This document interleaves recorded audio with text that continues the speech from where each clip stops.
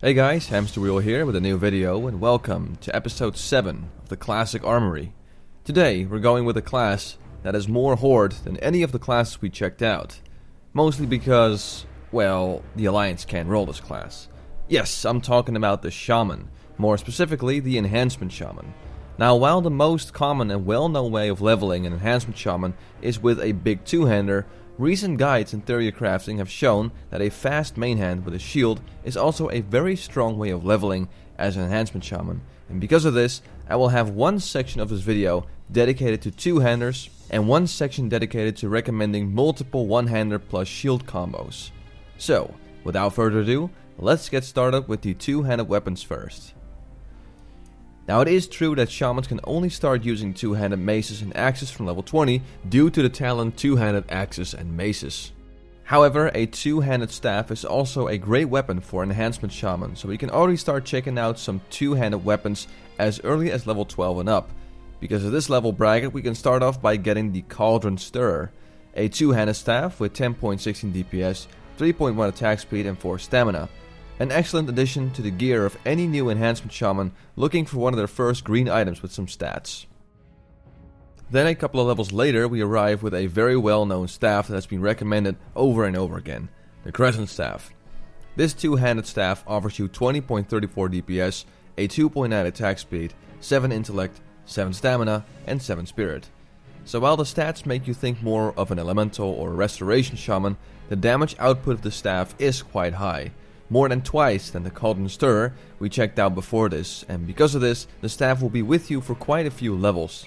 That and the extra intellect and spirit is still quite nice to us, cause a larger mana pool and more mana regeneration is always a welcome sight.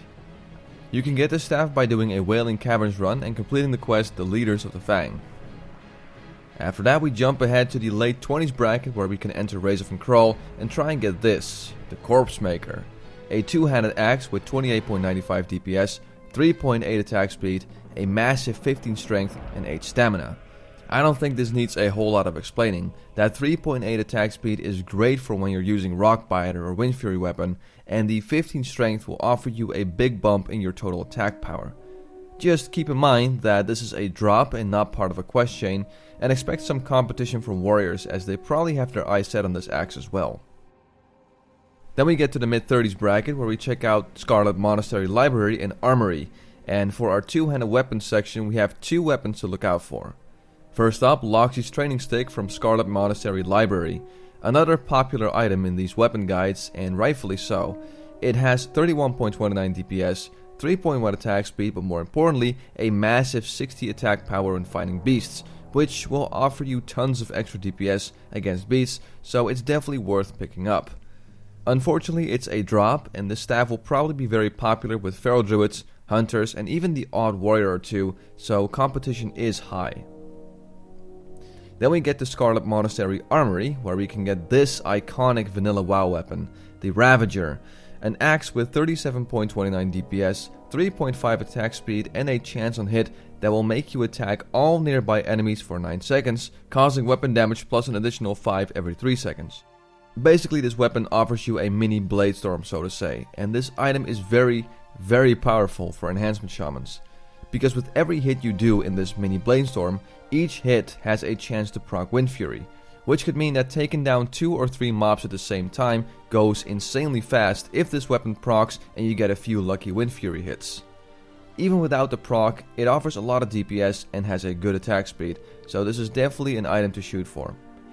But like Loxy's Training Stick, it's also a drop, and even though warriors can get their Whirlwind Axe prior to running Scarlet Monastery Armory, you can probably expect them to still try and roll on this, so just keep that in mind. Then in your late 30s, I'd like to recommend a kind of a filler weapon if you haven't been able to get any of the few dungeon drops I mentioned, which is the Cragwood Maul. A two-handed mace with 31.25 DPS, 2.8 attack speed, and 17 extra stamina. So, while not as powerful as let's say the Ravager, it is part of a quest chain, so if you haven't been lucky on the rolls and you're in dire need of a new weapon, then this is a nice option for you to check out. It involves the quest Challenge Overlord Mok Morok. Then in your early 40s we have to check out Uldaman for two weapons. First up, the Iron Shot Bludgeon, a two-handed staff with 37.2 DPS, 2.5 attack speed, 8 strength and 20 stamina. So while this might not be ideal, I am putting it on the list because 1, we're checking out Older Man for that other weapon, and since this drops in the same dungeon, we might as well mention it, and 2, competition for this item is fairly low. A warrior's whirlwind axe is much better, and casters will probably skip this item because it has strength on it, so in that regard it is quite easy to get. So if you're running Older Man, this drops and you haven't gotten yourself an upgrade in a long time, it's definitely worth picking up. However, the second item is much more powerful, which is the Rock Pounder, a two-handed mace with 42.7 DPS, 3.7 attack speed, and 2% increased critical strike chance. An amazing item for Enhancement Shamans and definitely worth going for. The only problem is that it's also a drop, and the competition for this item is much higher.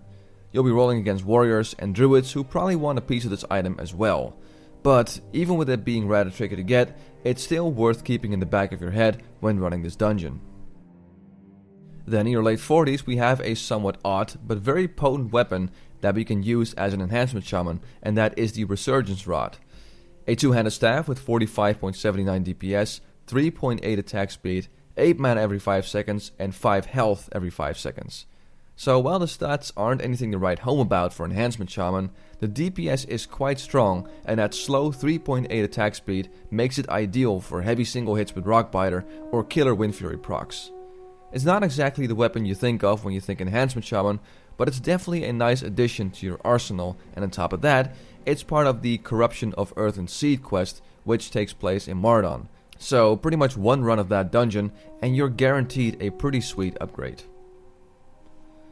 Then in your early 50s you can do a Sunken Temple run, which in return could give you this, the Wild Staff. A two-handed staff with 45 DPS, 2.5 attack speed, 10 strength, 9 intellect, 10 stamina, 1% increased chance to hit, and 1% increased chance to get a critical strike. So the stats on this thing are pretty amazing, and even though the attack speed on this thing isn't ideal, it's still a pretty strong weapon.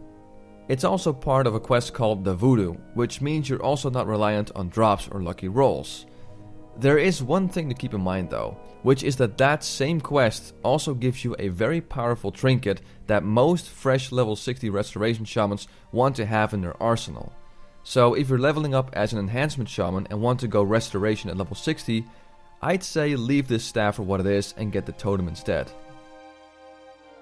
Then we arrive in the last bracket, which is the mid to late 50s bracket, where we find ourselves running Blackrock Depths. And in this dungeon you have a shot at getting 3 two-handers, so that's definitely nice.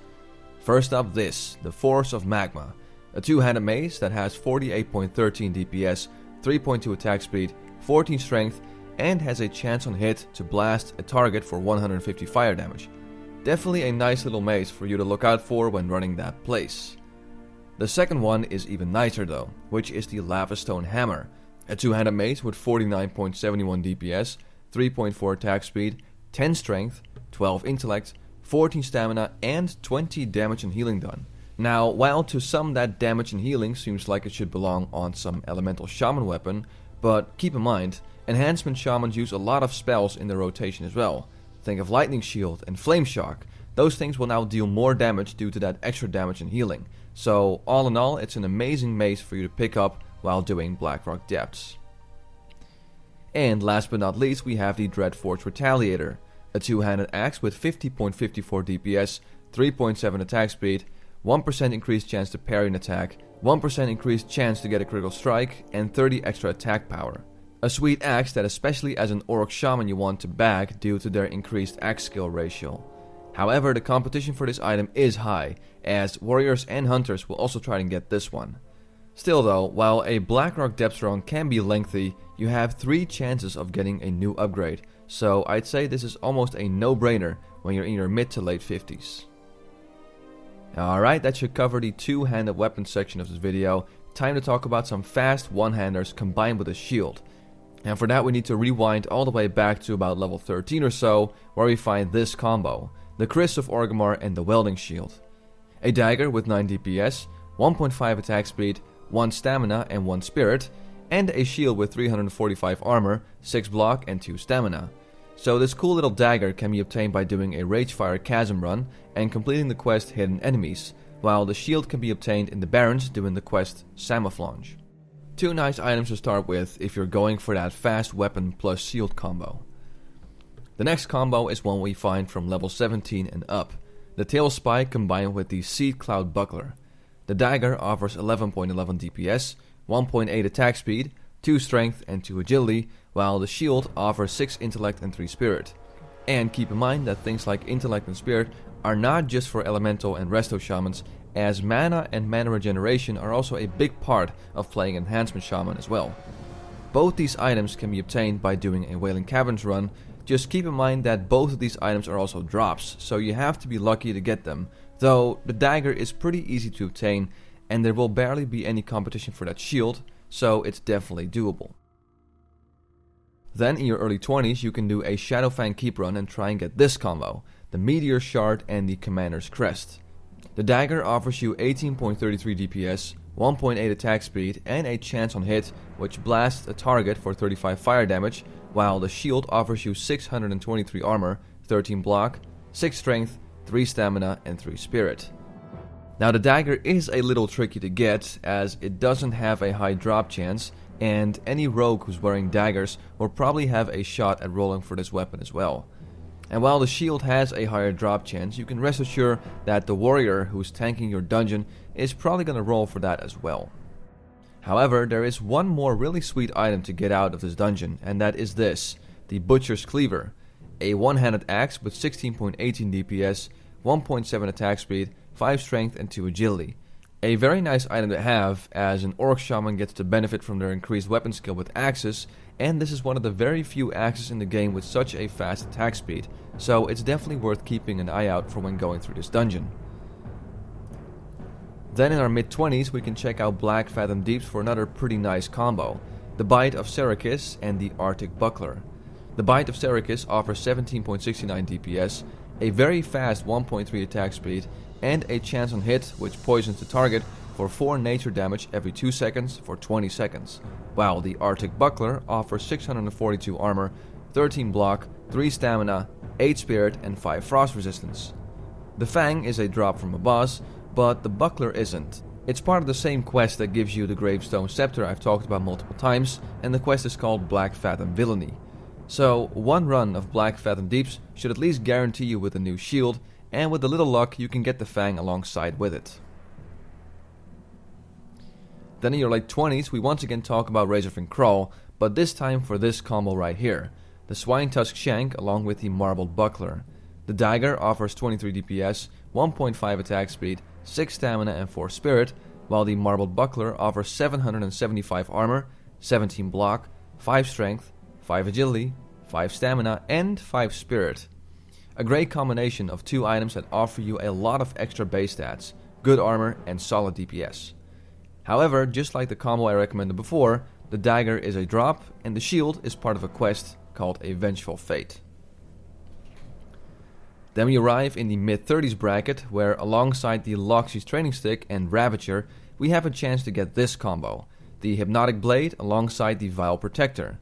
The Hypnotic Blade gives you 26.79 DPS, 1.4 attack speed, 8 intellect, 3 spirit and 9 damage and healing done, while the shield gives you 1051 armor, 17 block, 4 strength and has a 1% chance of inflicting 105 to 175 shadow damage to the attacker when struck in combat.